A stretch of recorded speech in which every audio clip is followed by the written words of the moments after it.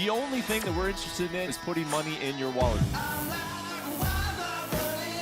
If you want to bet the fights, if you want to have a little bit of action, you are in the right place. With my partner, Ian Parker, I am Brett Okamoto. We're ready to rock between our parlays, our props, our straight picks. It's time to make money. Let's go.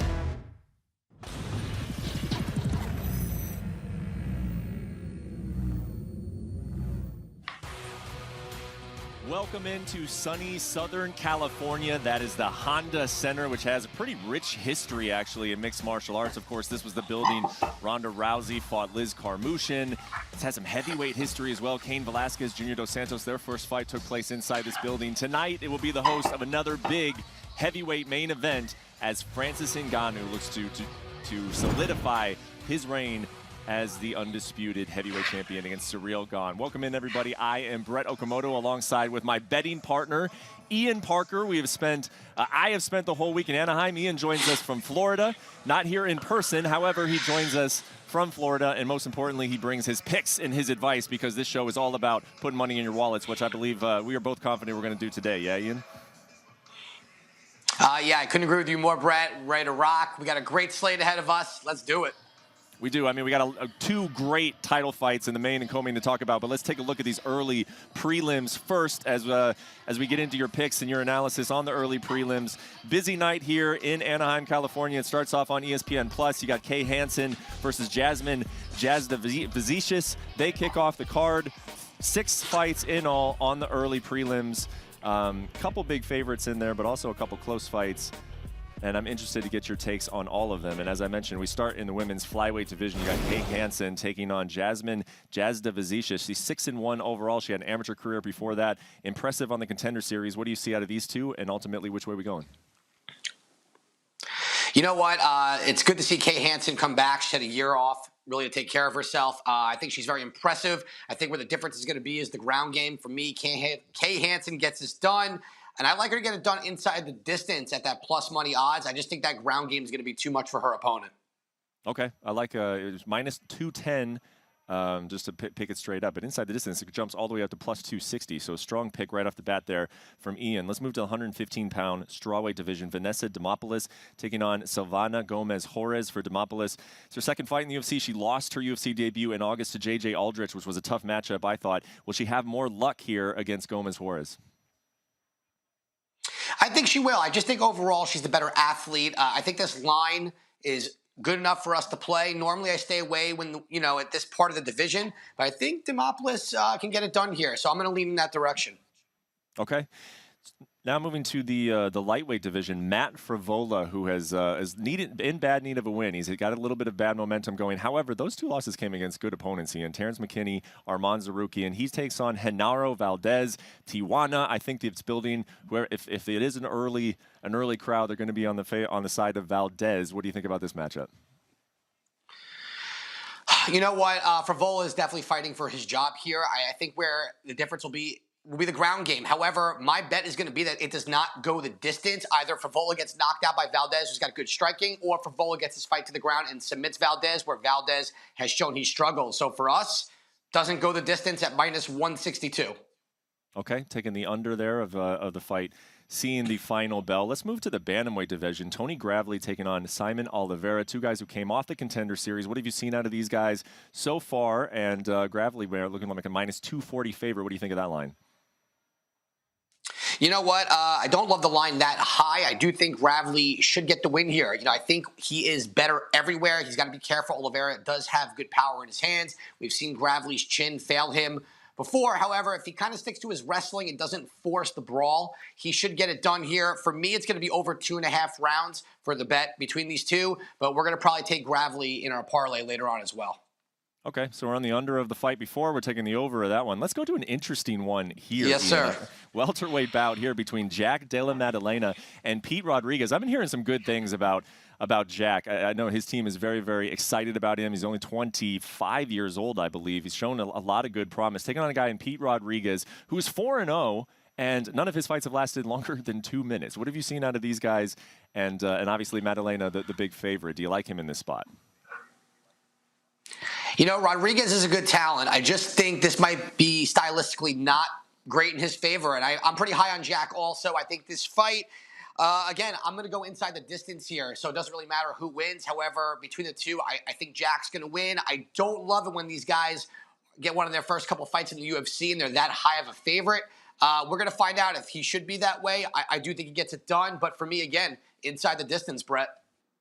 Okay, that is a UFC debut I'm looking forward to. Well, let's move right along to the bantamweight division. Raoni Barcelos, who was looking to turn things around here a little bit in 2022 after a difficult 2021. He had a lot of fights canceled. He only fought once. He lost that fight. He's taking on Victor Henry, a guy who, a protege who comes out of the Josh Barnett camp over there with the catch wrestling style. What do you think of this matchup? You know what? I like Barcelos here. I think for Henry, this is a very tough opponent for a UFC debut.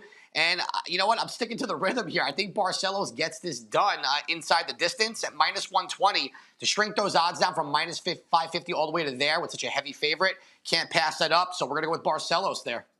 Okay, I like it. Well, I'm looking forward to jumping into this main card. But before we do, I understand that we are through your picks for the parlay. So let's go ahead and give that out. Where are we going with tonight's parlay at UFC 270?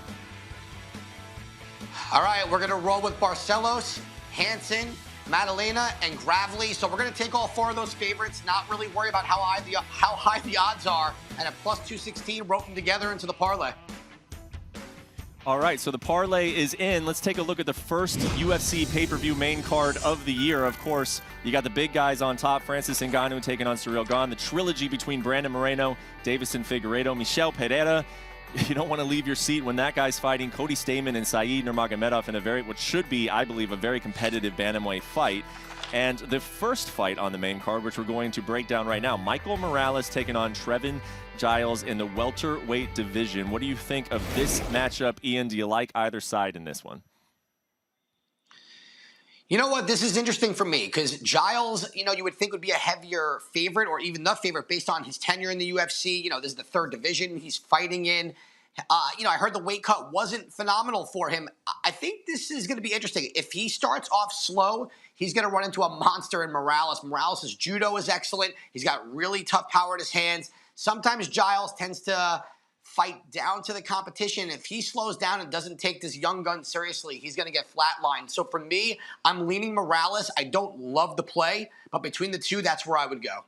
Interesting. Yeah, it seems like regardless of which side you pick, you're going to get a kind of a feeling of how the fight might go a little bit early on if Giles doesn't get to a fast start. Let's go to this next one, man. Bantamweight, Cody Stamann taking on Said Nurmagomedov. Cody Stamann flying a little bit under the radar because of back-to-back losses, but against very good competition. Jimmy Rivera, Merab Dvalishvili taking on Said Nurmagomedov. Anytime you say the word Nurmagomedov in this sport, most expectations are going to be high, but I think this is a very competitive fight. What do you think? I couldn't agree with you more. I think that name of Nurmagomedov is getting taken by Vegas a little too seriously here. I think Cody Stamann is undervalued, and if they think Nurmagomedov is just going to out-wrestle Cody Stamann, this is not Khabib at all. This is a different Nurmagomedov here. I actually am going to take Cody Stamann here as the underdog. I think the level of competition, I think his boxing is also there. He doesn't really get hit too much, power-wise. And if he can keep this fight standing for a little bit and get on top, I think he can steal the win here. I know there's a crazy prop out there for split decision win by Cody Stamann. I think it's like +1,000. But I think at +160, it's worth taking a shot at Cody Stamann. I like how you just kind of throw out there the crazy prop. Did that catch your eye a little bit? Were you thinking about sprinkling some money on the +1,000? You know what? With this type of fight, it's got split decision written all over it. And you know what? Why not? In that type of fight, Stamann's a decision machine. And Nurmagomedov, if that goes there, this is going to be a grapple fest. So I think Cody Stamann has a solid shot here. Yeah, I don't disagree. If you're gonna try to hit lightning in a bottle with that split decision, this might be the one to kind of go for. All right, let's move on to the welterweight division. Michel Pereira taking on Andre Fialho. Pereira, this was not his original opponent. He was supposed to take on Muslin Salakikov. He now takes on Andre Fialho, which I think is it's a UFC newcomer. It's not, really the sexiest name in terms of it catches you a lot of your attention in this division. But I think this guy's pretty tough. He's got a lot of experience. What do you think of this new opponent for Pereira? And ultimately, what's your pick? You know what? This is someone who's going to go right at Pereira, and he's not going to be scared. He's going to be looking to knock him out. We don't know where his cardio is going to be at for taking the fight on short notice. And this is someone who does finish a lot of his fights in the first, under 2.5 in the first 2 rounds. And Pereira will be there to fight. For me, I think Pereira's too liable at minus 280. I don't love it there. I don't really trust him. We've seen him fade a little bit at some points and make some questionable decisions with some of those flips and Cirque du Soleil moves that he does. So for me, we're going to go under 2.5 rounds here and predict that somebody is going to go to sleep before that third round hits. I like that pick, man, because Pereira has shown me a lot in recent fights, but with the new guy coming in and the odds as high as it is, I would be a little hesitant to just take him straight up. All right, let's look at this co-main event, huh? Brandon Moreno taking on Deiveson Figueiredo. This is fascinating, man. Look at how much perceptions have changed since UFC 256. We're not talking about 3 years ago. We're talking about 14 months ago. Figueiredo was minus 340, then minus 180 in the rematch. Now he's all the way to plus 160. And so we're going to get into that fight with you, Ian, also, and then also with our colleague, UFC light heavyweight, Anthony Smith, who has been talking about these fights all week. Anthony, we saw Deiveson on the scale on Friday. I thought that was a big deal. You know, he was the second one on the scale. He weighed 124, not even 125. Right under. The man came in at 124 pounds. He was bouncing around. That's a great sign. What ultimately difference do you see that making in this third fight as opposed to the second fight? Well, I think right away we're going to see a big difference in his conditioning. He throws big bombs. He puts everything into him. I think with a good weight cut and not really draining himself out and really having his first fight with the scale, I think that's going to make a huge difference in the fight. I think he's going to be able to go harder, longer, and I think that could possibly give Brandon Moreno lots of problems. And then you're seeing it right here, his work with Henry Cejudo. Henry, you know, he's retired, and now he's picking up a lot of high-name clients here as a coach. What do you think the impact of Henry Cejudo's coaching is going to be on Figueiredo, specifically in this fight? You know, I think first and foremost, it's the wrestling. Brandon Moreno does a really good job of punching into those clinch situations. Deiveson typically gives his hips up when he's defending takedowns. He just hasn't done well in the clinch. So no better person to work with than Henry Cejudo when it comes to wrestling deficiencies. And then actually going into fights with some kind of game plan. Deiveson Figueiredo doesn't typically seem like a guy that fights with a plan. Kind of just puts his foot on the gas and goes. So I think being part of that team and really breaking down the game and slowing him down a little bit and really sticking to a game plan, I think that's going to be really beneficial for him. Yeah, it's interesting because I completely agree with you. Henry even had a line on Embedded that was like, he's still a killer, but he's a controlled killer. And similarly, that's the same thing that they've been trying to do with Francis, have him be the killer but be a little bit under control. Ian, talk to me about the line, man, because as I mentioned, the line has moved so much in a short amount of time. And then also, did you see any line movement from that weight cut? Was there anybody that said, hey, Deiveson looks a lot better than he did last time? Did that line move at all after Friday? You know what? I think a lot of people are giving Figueiredo a much better shot after seeing him hit the scales. The first time we're seeing him truly healthy. You know, but here's the thing. Where that's going to play with him is the cardio and probably the way he's going to be able to take a little bit of the punishment from Moreno. For me, though, I just think that his mystique is gone. You know, a lot of these guys step into the cage with Deiveson Figueiredo and they are intimidated by the power. He's got that villainous look to him, and he plays the role really well. But we're talking about a guy in Brandon Moreno that went into that first fight as a big underdog, fought to a draw. That second fight, he came in and he dominated. And, you know, in that second, third round, you saw Moreno starting to really believe, like, you know what, I got this. I'm not afraid of this guy. I could take all that power from him and give it back.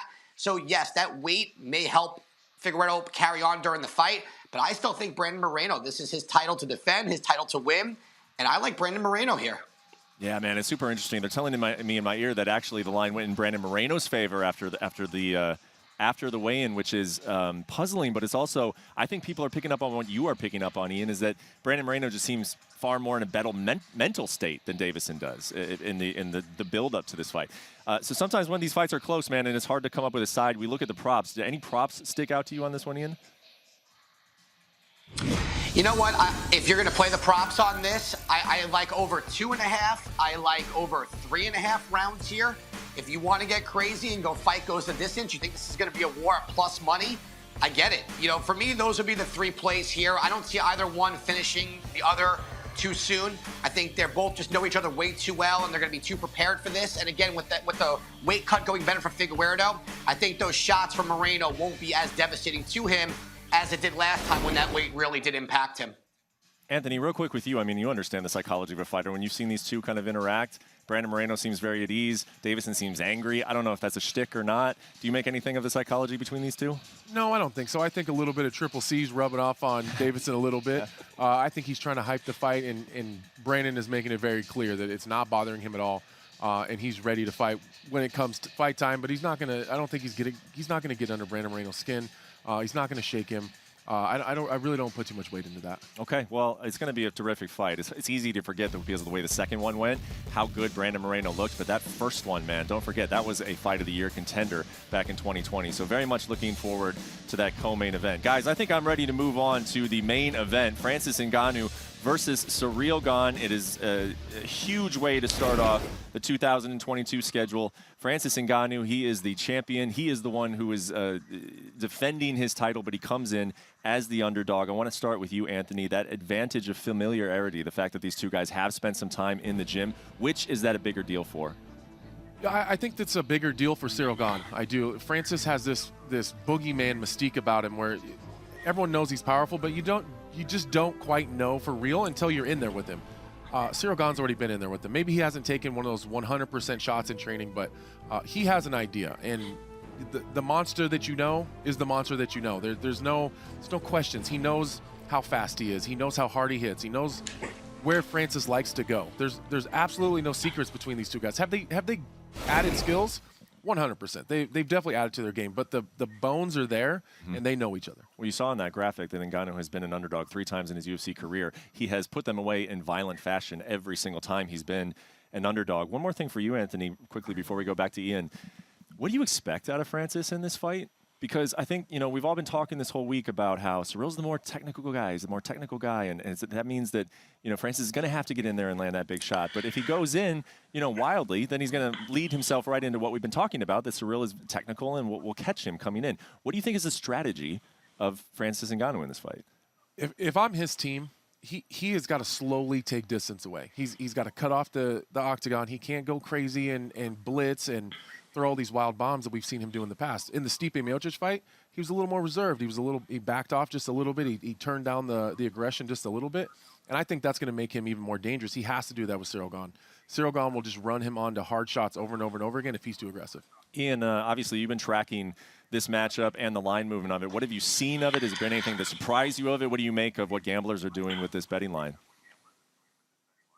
Yeah, I mean, they've put it to a point where if you like Francis Ngannou, you are now getting plus money. And if you were happy with Ciryl Gane originally, you're definitely not now laying minus 150. That's a lot to ask when fighting someone like Francis Ngannou when he hasn't fought the top of the top yet. Outside of Derek Lewis, he has not fought a top 5 guy. Francis Ngannou has knocked out literally the best of the best in everyone. And I think people are undervaluing Francis Ngannou here.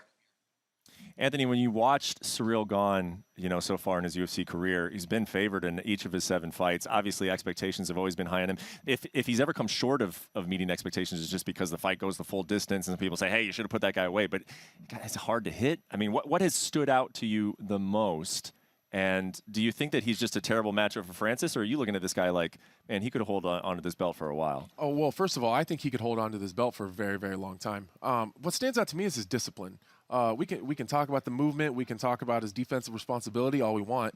But you have to have discipline to do that. When the fans are booing and everyone wants the action, they want you to get in there and really turn up the heat. Yeah. He refuses to do that. He manages danger very, very well. He won't put himself in a bad position. He won't let his emotions get a hold of him. That's veteran mindset right there. That's something that at the amount of fights that he has, he shouldn't be able to do. I'm going to tell you, man, you mentioned his discipline.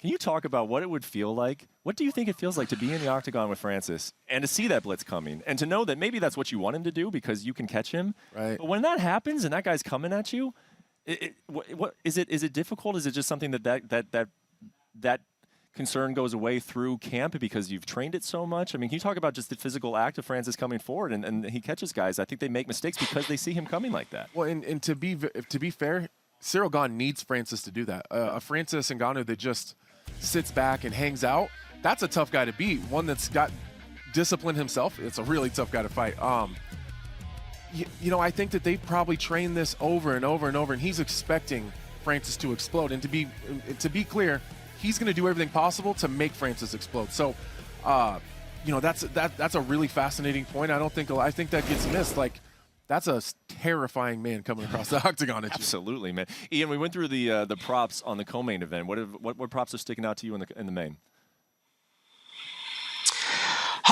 You know what? This is an interesting fight here when it comes to the props. I think a lot of people are going to be looking at either a Ciryl Gane decision or a Francis Ngannou TKO. I mean, look, you got Ngannou at plus 150.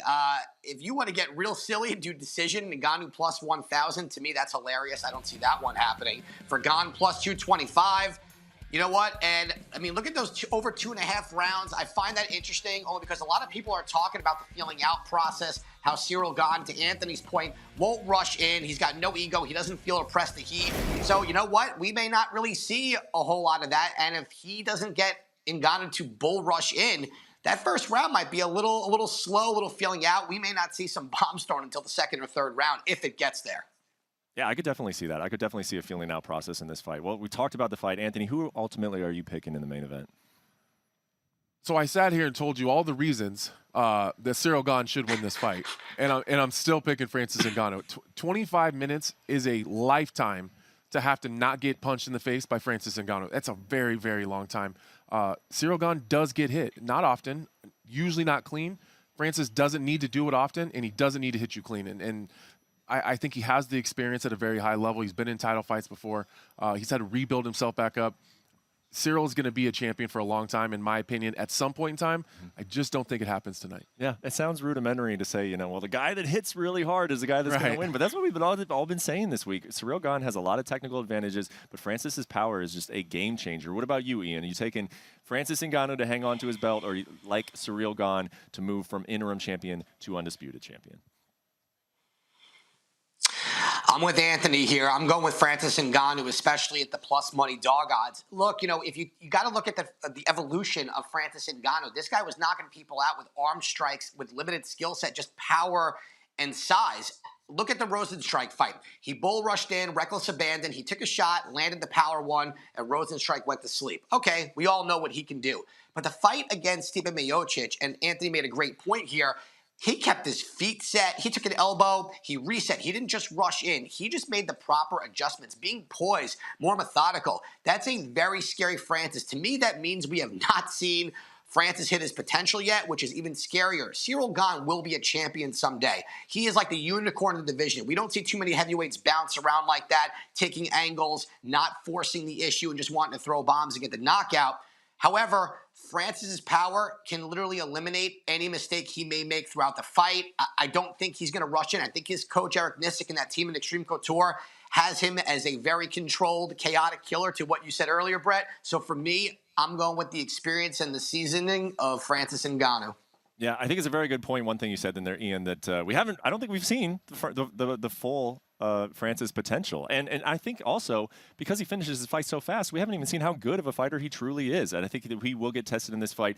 And maybe tonight we will see the full potential of where Francis Ngannou is at. Okay, we have talked through the entire card. Ian, let's get to the best part. Let's get to your best bets of the evening. What do you got? Let's do it, Brett.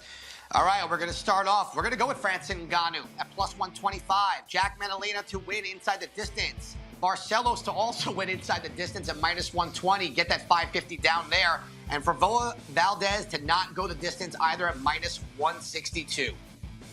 All right, so there are Ian Parker's best bets. And so I guess the only thing left to do, Ian, is to play that lottery pick, which we already kind of did. I like that split decision.